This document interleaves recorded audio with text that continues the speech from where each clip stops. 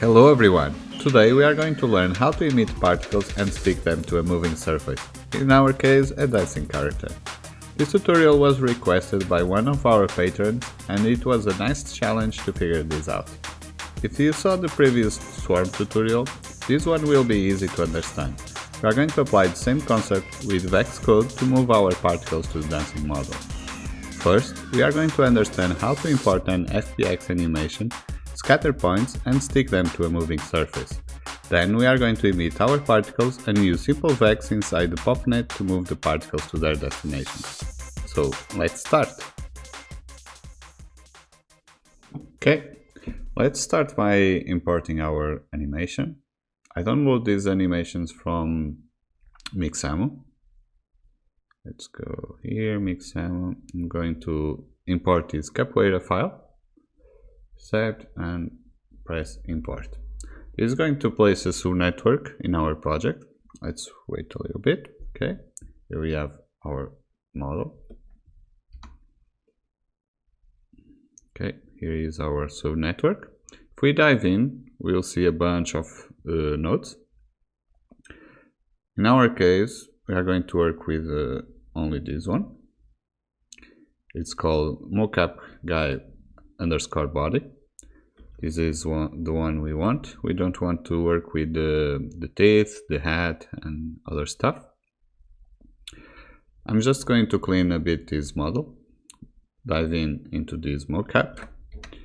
You don't need to do this, just in case you use this model from Mixamo. And I'm going to wire this after this node, the bone capture, and before this capture override. On this blast, I'm going to select the reflectors, so I'm going to blast those little spheres from the mocap. Okay.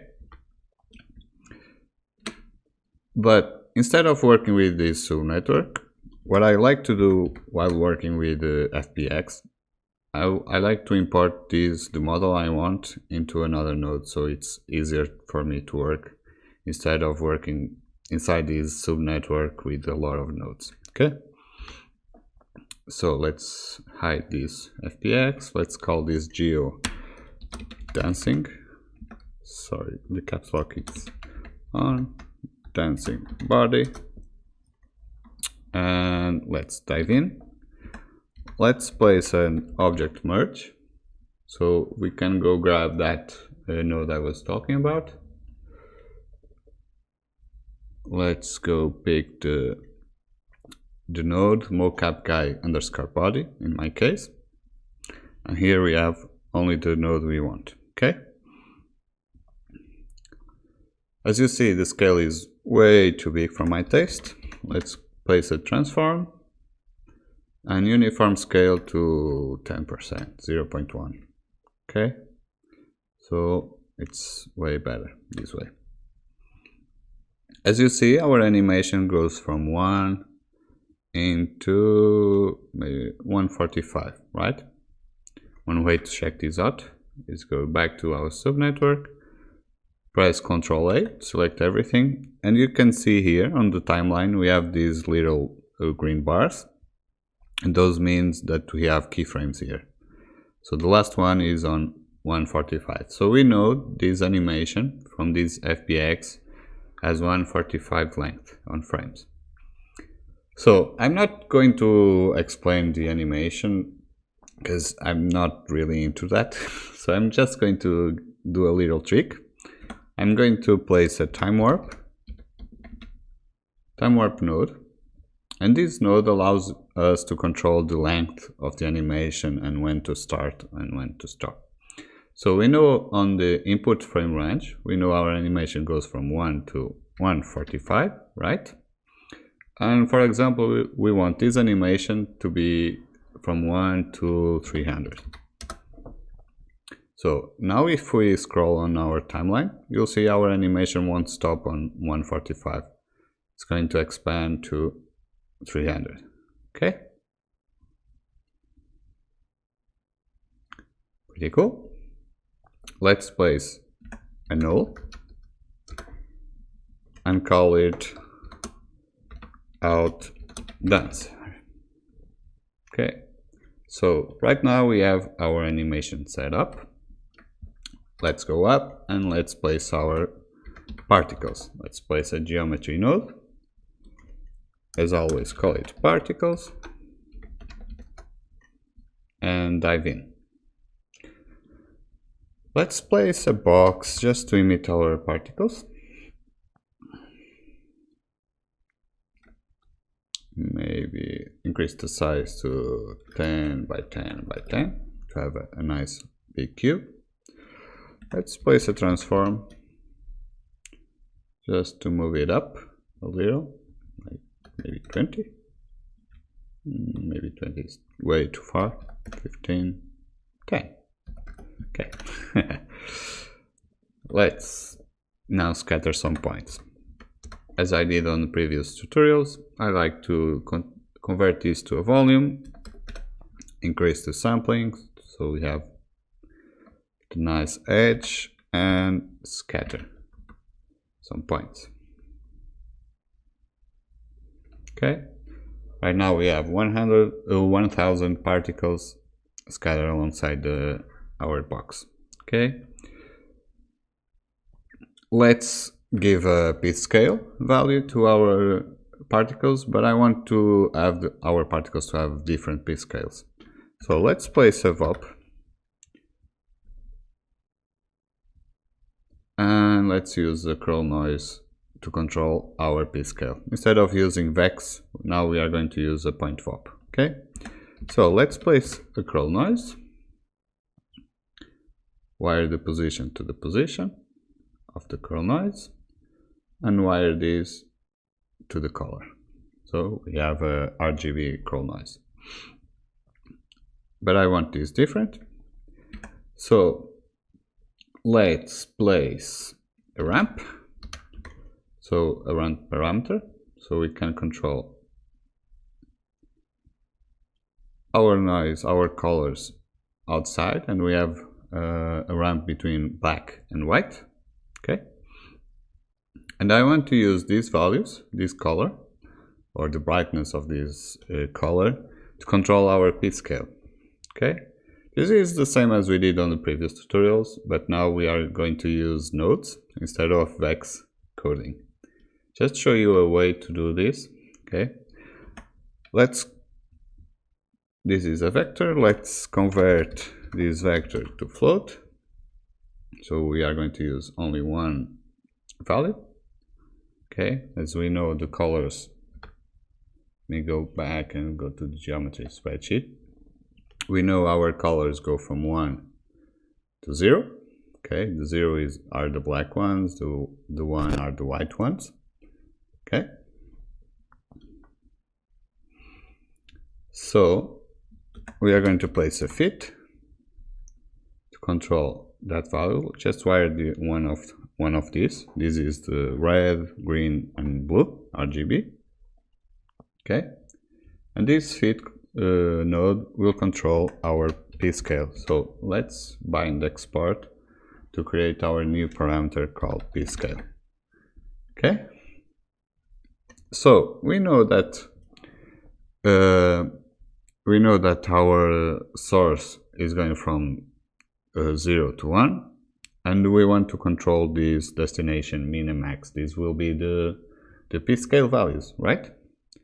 So middle button click to promote this parameter, and this one.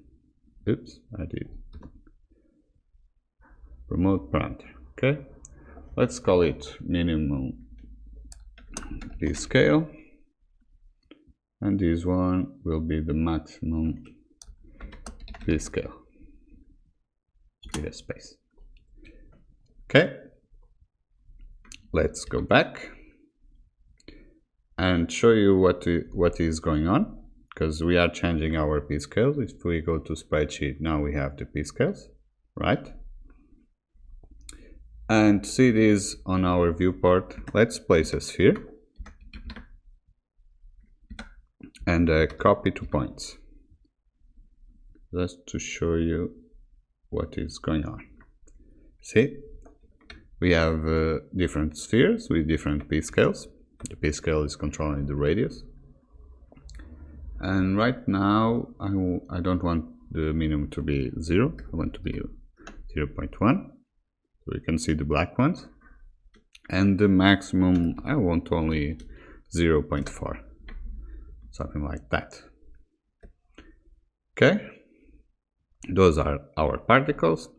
So now let's place our friend pop network.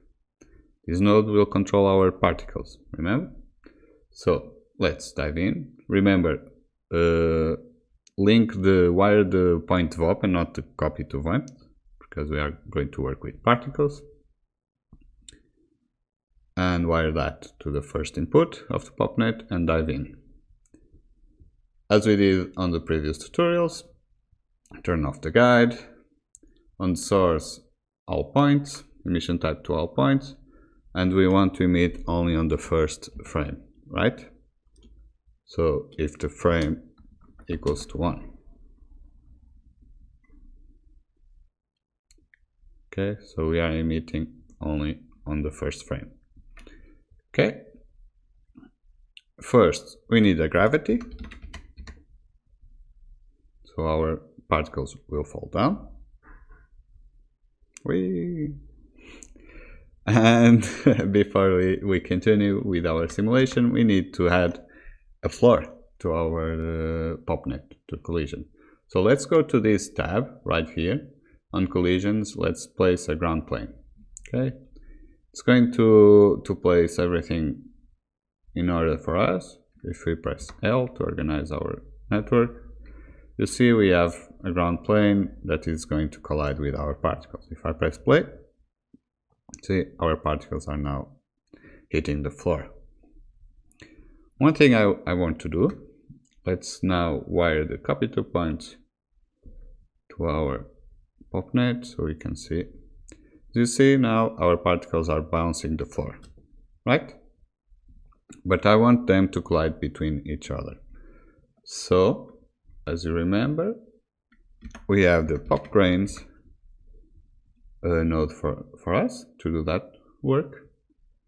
So one thing I like to do on pop grains, just increase the constraint iterations and check this assume uniform radius, because each particle has a different p-scale.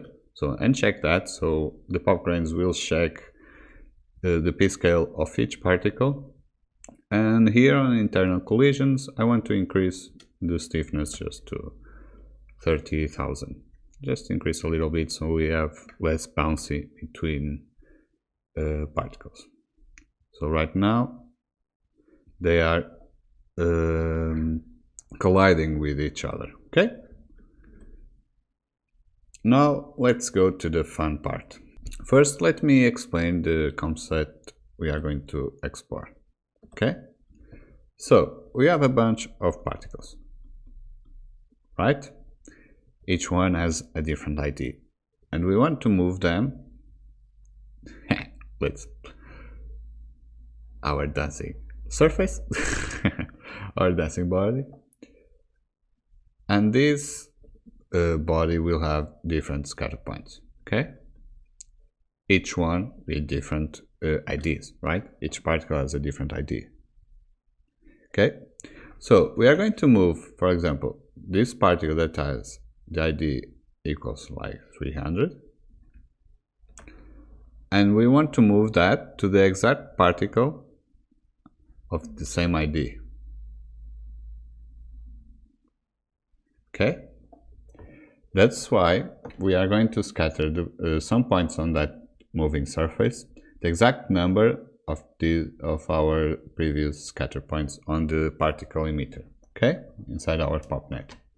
Because we are going to check each individual ID, look from the particle with the same ID on the other scatter point, and move them. How we move them? It's just the same as we did on our swarm system. We have our position, right? That is a vector. And we want to move them to our goal. That is another position. We are going to use simple math to get this vector. that is going to be our velocity. In order to do that, let's call it position 2 and position 1. To get this velocity, it's simple math. It's just subtracting two vectors, our goal vector, subtract our current position. Okay, and this is the same as we say on vex. This is the position from this scatter point, and this one is the current position of our particle. Okay, simple as that. Let's go into Houdini to check this out. Okay, first we got this, right? We got already this. Now this is the first step. Now let's do the second step, that is scatter points alongside the surface. Okay, with same number as our particles on our popnet. Okay, let's go back. So we have the scatter points. Now let's scatter points on our dancing body. Okay, we can just place a scatter, but we are going to have a problem on this one. Let me just ghost everything, hide the other objects, so we have only the scatter points. So we have our moving surface, right? Like this one. And we want to scatter some points. First, we need to be sure that this number is the same as the scatter points on our particles. So let's go back to our particles node, go to the scatter, right click and copy parameter. Go to the scatter on our dancing body, right click and paste relative references. So now it's going to check that channel.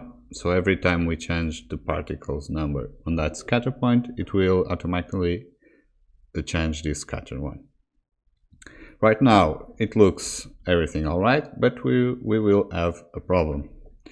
As I explained, we are going to check the ID for each particle on our moving surface, okay, on our dancing. But if we see our scatter points, when our body is moving, the scatter points are like jiggling around, okay, because they are scatter points each frame, scattering points each frame. So for example, this particle here, let's go turn on the particle numbers. For example, I know you can't see this if you have a low resolution monitor, but let me turn off this. For example, this particle here has the ID 300. On next frame, the particle ID with ID 300 may be on this leg. So our particle will move inside the popnet, will move from this point to this one down here, and we don't want that. We don't want moving scatter points. We want to scatter points and then stick them to the moving surface. Okay, we want just the same. So this one with ID 500 will stick on this wrist forever. So how do we do that? We don't have a sticky option here. So I went to the Houdini documents, and they have a little tip on the scatter point node. And they say that we need to fix the animation, scatter points on that fixed animation on the model without moving, and then use the attribute interpolate node to do that. Okay, so what I'm saying is this. First, we need to freeze this animation. So let's place a time shift. Okay, and change this frame and $F to 1. Okay, so now our animation, if we turn on this time shift, is always on the first frame. Okay, so now we scatter points on that model.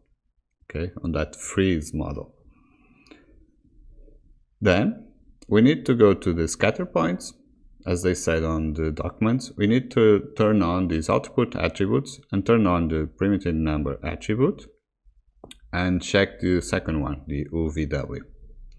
Then wire the scatter points into the first input of attribute interpolate, and then wire our animation, our moving or deforming surface, into the second input of attribute interpolate. If we turn on that node now, if everything goes alright, our particles will scatter on the first frame and then stick to the model. See?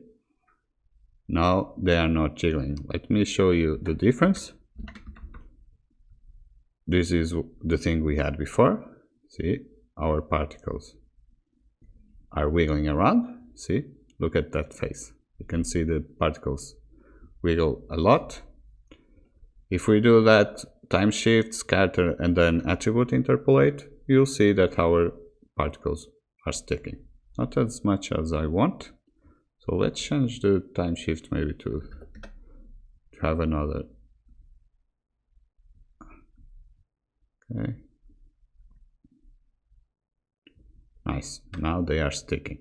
If you have problems with the sticking, a little particles, some of the particles wiggling around, just change the frame of our time shift. That worked for me. I don't know if there is a better solution for this one, but now you know how to stick particles without jiggling around. Okay, so let's place a null and call it out scatter. Okay, if we turn this on, everything is alright, but I want to turn on the out dancer because I want to see the moving surface. Okay, let's delete these scatter points because we don't want that. Let's go up one level. Let me see if everything is alright. Okay, let's go to our popnet, and as I said, this now we are going to make this math.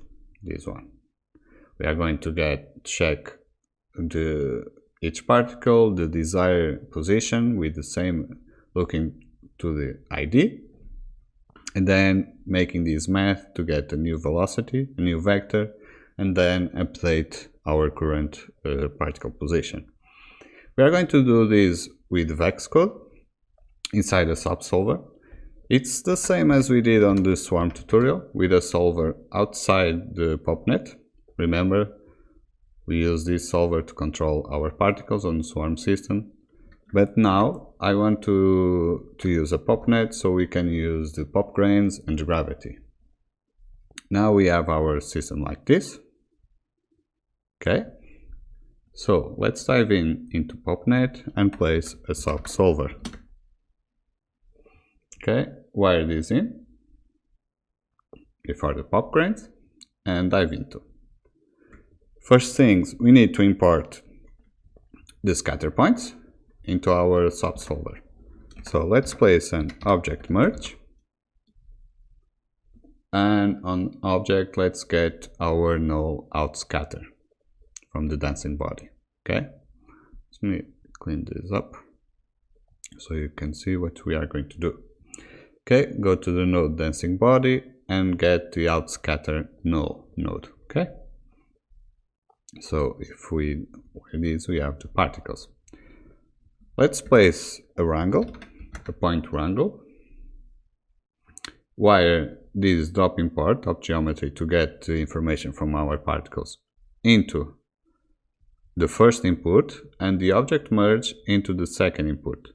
Be careful with this wire. We need to be careful with the inputs we are wiring because we are going to get the positions from this object. If we change this to the third one, we need to be careful because the Vex code will be different. So we have our DOP import with our particle information, our object merge, and our point wrangle. Let's press Alt E and let's go grab the particles position, the desired position, remember? So let's write vector desired position, and let's get that point from the input with ID 1. Remember this one, this is 0, 1, 2, 3. from the input number with ID number 1. We want the position, and we will get that point with the same ID as our particle. Remember, as I was explaining again, this particle with ID 300 is going to look for the particle with the same ID and get that position. Okay, so let's see if this is working. Let's update our particle position with our desired position. Let's apply set, and as you can see, our particles now are sticking on our desired position. Let me just cache this a little bit,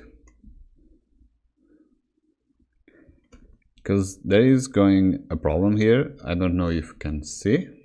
Okay, we have everything cached. Let's ghost. And as you can see, our particles are starting to get away from the model. See?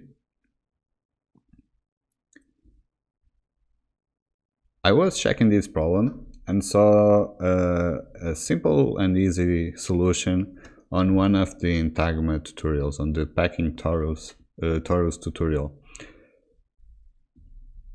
I was checking, and as they said on the tutorial, the pop grains are applying velocity to our particles, right? Because they are trying to intersect each particles. But we can turn off that velocity by placing a point wrangle. Okay, let's place a pop wrangle and turning off that velocity. Okay, if I go back, now they are not intersecting, okay, but they are not applying that velocity field anymore. So our particles are keep sticking to the desired position. Okay, but this solution brings us a problem, because we want to turn off this desired position sometime on our animation, so the particles will fall down. So if I turn this off, okay, for example, on a time on our animation, we want to turn this off, and we have the velocity off too, you'll see our particles will take too much time to move to the floor. So we will do something different. It's the same, but we are not applying that velocity here. Let's delete this wrangle. We are going to apply that velocity here. But let's wait a little for that. Okay, let's go back to our vex. So we need to turn on and off this code, right? Because we want the particles to fall on the ground, and when we turn on this code, they move to the desired position.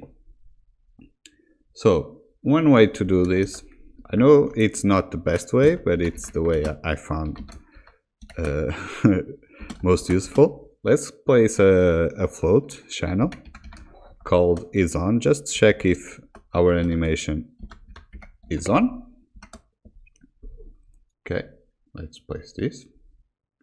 Okay, so we have a float, and this will work as a boolean. 0 means false and 1 means true, just like the activation on some nodes. If this is 0, it's false, it's turned off. If it is 1, it is turned on. So let's do that. Simple as a statement. If isOn equals to 1, turn on this code. If not, don't do anything, because we don't care. So right now, for example, let me just turn off the manual so we can scroll.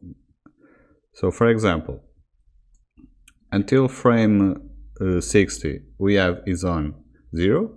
To place a keyframe, just alt click. Then move to the next frame, 61, and let's turn on this. And for example, on 150, let's add another keyframe with 1, and on next frame, let's turn off this code. So if everything goes alright, our particles will fall to the floor, and then when that code turns on 61, it's going to go to the desired position, and on frame 150 we are going to turn it off. Let's check if this is going alright. I hope so. Okay, see, on frame 60 they stick to our model, and on frame 150 they turn off. Okay, pretty cool. But now we are missing something. When we turn on, the particles will move like instantly to the desired position, and we don't want that. Remember, we want to apply a velocity to the position, so they will move to the position and not teleport. Okay, so let's go back to our PopNet, into our pop solver, and we need to do that simple math. Okay, let's go now do this. We are going to calculate the velocity and apply the velocity to our position. So how do we do that? We need to do that on our desired position. Okay, let's turn this off, and let's place this here. Okay, okay, Alt E to open this window. It's better this way. Okay, so let's get our desired velocity, that is going to be a vector, and remember, we need to subtract, simple math, desired position minus our current particle position. So we have the desired velocity, right? As we did on our previous swarm system, let me just show you what's going to happen now if we don't normalize. Okay, let's add our velocity to our position, desired val. If we do this, you'll see that our particles will move a lot.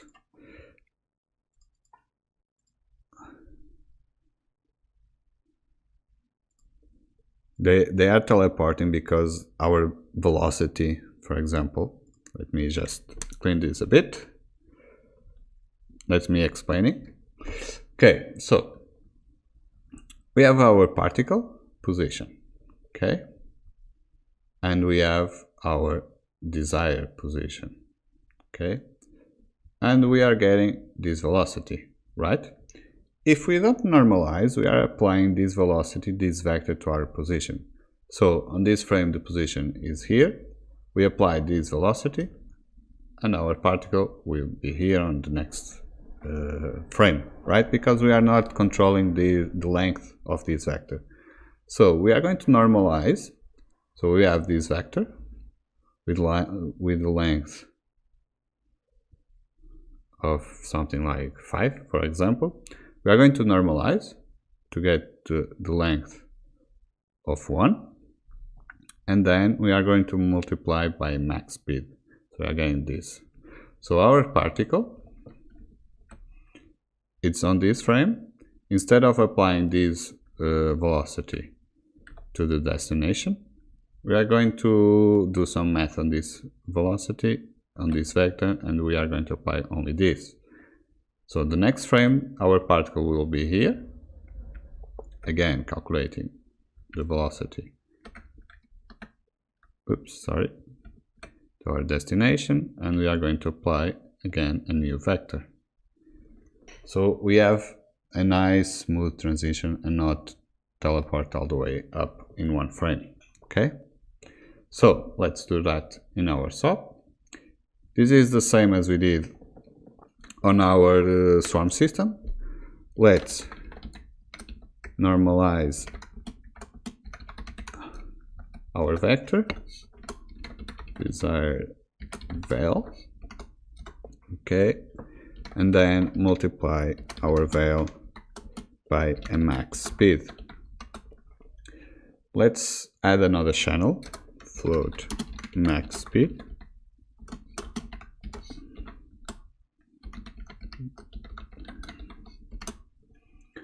Let's click this icon.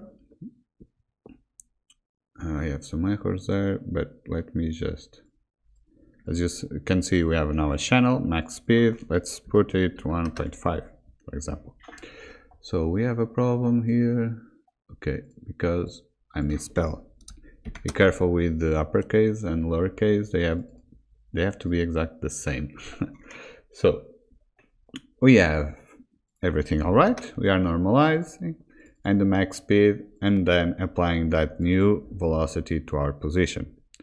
But now we will have another problem. Let me show you what.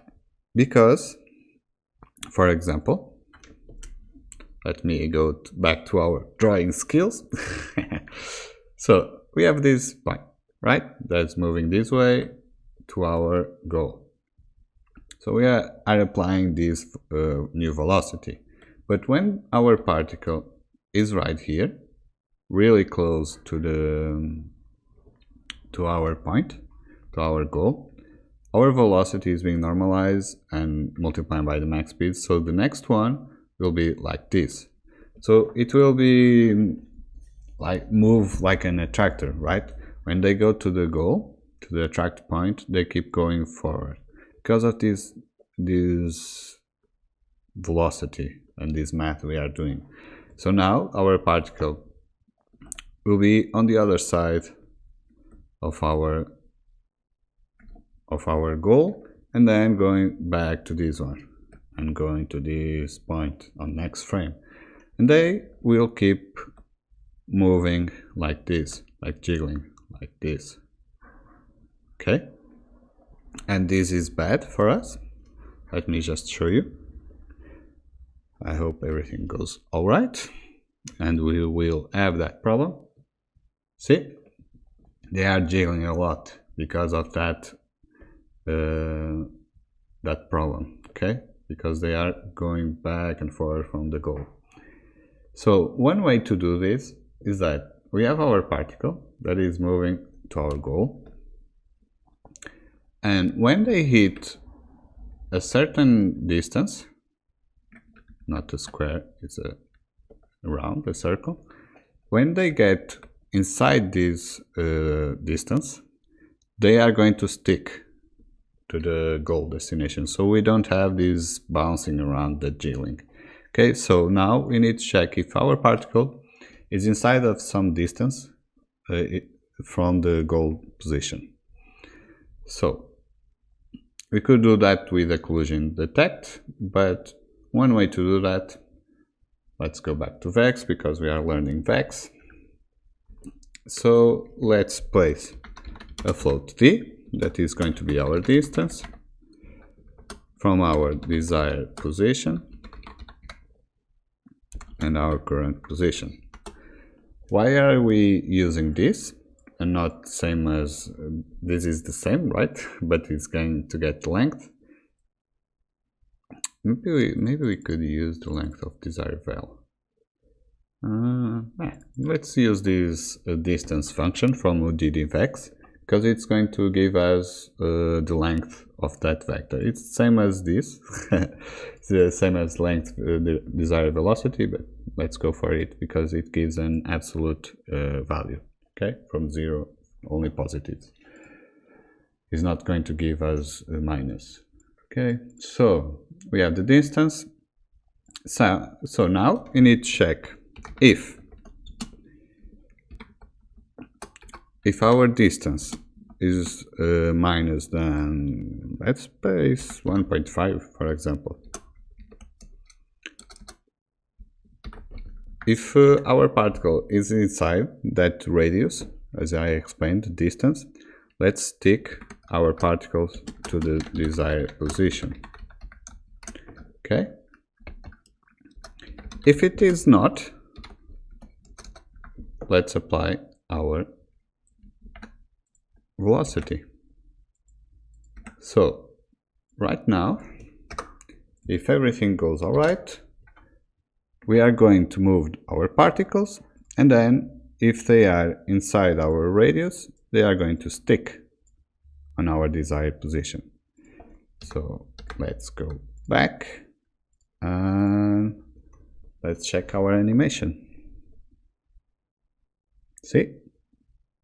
Pretty cool. They are not falling with the pop grains, and they are not teleporting when we turn on that VEX code. Okay, pretty cool. See, let me pause. As you can see, they are not teleporting, they are moving. Of course, you can control this moving animation with that max speed. For example, if I put 0.8, you'll see it will take more time to move the particles, see? But then we have problems because some of them are not sticking because they have the p-scale way too big and the other particles are preventing that particle to stick.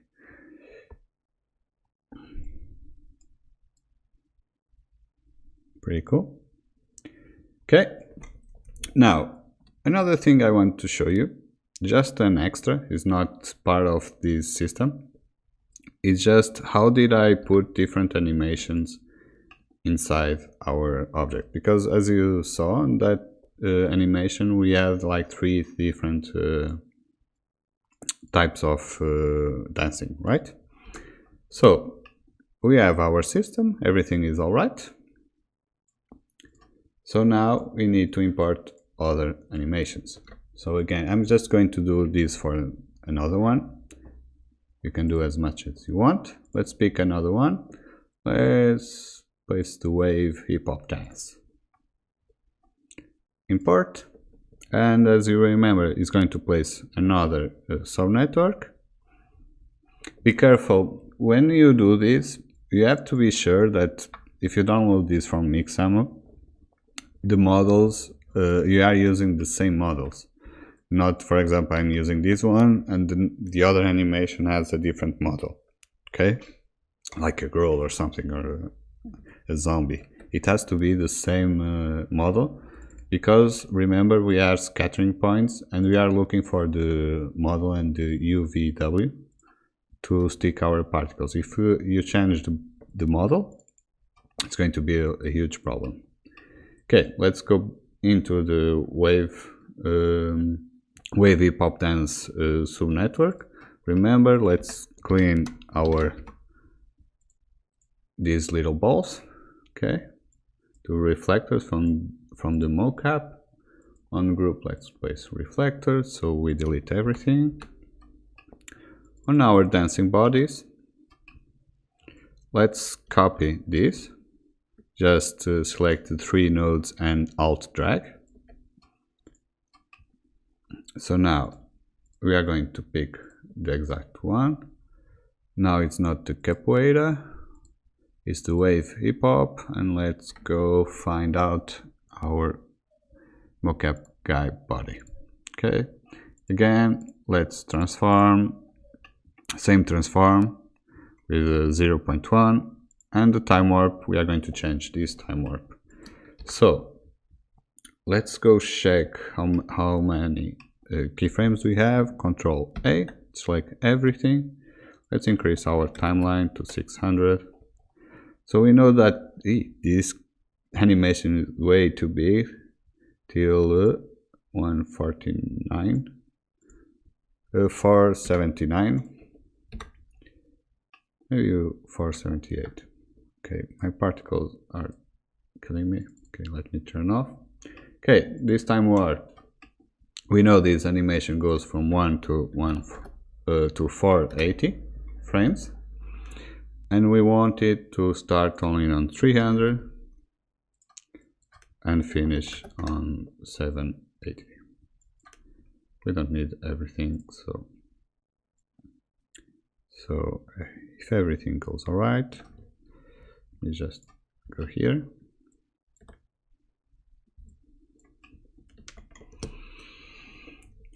let me place this to the out dancer. So now we are using the second animation, and it will be stopped until we hit the frame 300 and then start moving.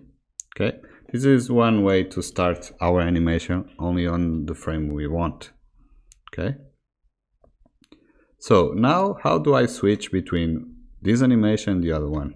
Just going to place a simple switch and wire these two here. So on this switch we have here a select input. If it is on 0, it's going to get the first input with ID 0. So now we have this animation, right? And if I switch this select input, it's going to get the input with ID number 1, that is the second input. Okay, this is a simple way to switch between animations. In my case, I had 3. So in a frame like 400, I switched to the second. Okay, so let's, for example, on 295 frame, alt click to add a discrete frame, and then on 296, let's switch to 1. So we are going to switch to the second. Let's just change this time warp from this animation to start only on frame 60, because our particles are only turning on frame 60. So now we are moving, and then boom, we get the other one, because we are switching the switch, switching the select input from the switch. Okay, and if we see the scatter points, let's see, boom, they switch to the second animation. So what can we do on our particles? We don't need to do much because our object, outscatter, is updating the scatter point. We're just going to edit this isOn function. Okay, so it's turning on 60.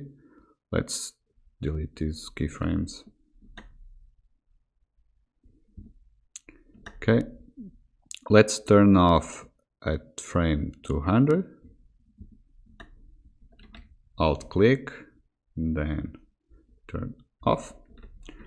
And as you remember, we switched the animation on 300. So let's go to 300.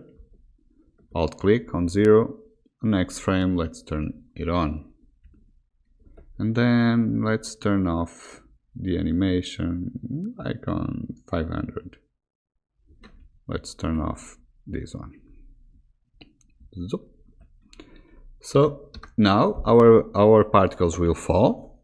When they go up, they will get the first animation. They go down like on 200 frame, and then go back on 300. When they go back for the second time, the second animation, the other dancing model, is on, so they will stick to that scatter points, because we are doing the scatter after the switch. Okay, so that's why this scatter point is working. So let's check this out. I'm going to turn on the auto update again. Let's hide the dancing body because we don't need to see it.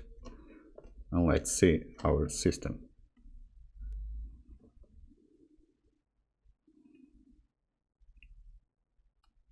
They are moving, they are dancing, now they stop following the desired position, and then turn on, and we have the second dance.